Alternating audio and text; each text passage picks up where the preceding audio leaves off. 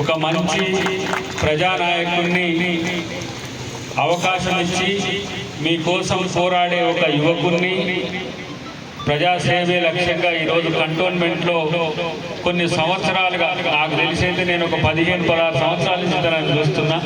అమ్మ గీతమ్మతో కాంచి మొదలు పెడితే గీతమ్మ దగ్గర నుంచి చూస్తున్నా. చివరికి మీ అందరి దయ వల్ల, మీ అందరి ఆశీర్వాదంతో మరి మా పెద్దన్న గణేష్ అన్న ఇవాళ ఎమ్మెల్యే కావడం మాకు అందరికి సంతోషం. మీరందరూ గెలిపించుకున్న మీకోసం తను ఇట్లా అధికారంలో ఉండి కూడా ఇలా రిలే నిరాహార దీక్ష చేస్తున్నాడు. ఆడో రోజు అంటే నాకు సంతోషం అనిపించింది. నిన్న అన్న చేసింది ఇట్లా ఉంటే నేను చూస్తున్నా, మీడియాలో చూస్తున్నా. కానీ మీ అందరి పట్టుదల చూస్తే నిజంగా ఒక మంచి నాయకుని మీరు దన్నుగా ఉండడం అనేది చాలా సంతోషం అనిపిస్తున్నది.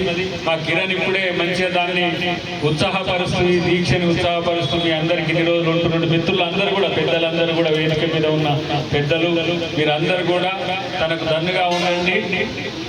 మేము కూడా గణేష్ అన్నతో కలిసి ఉన్నామనేది గుర్తుపెట్టుకోండి.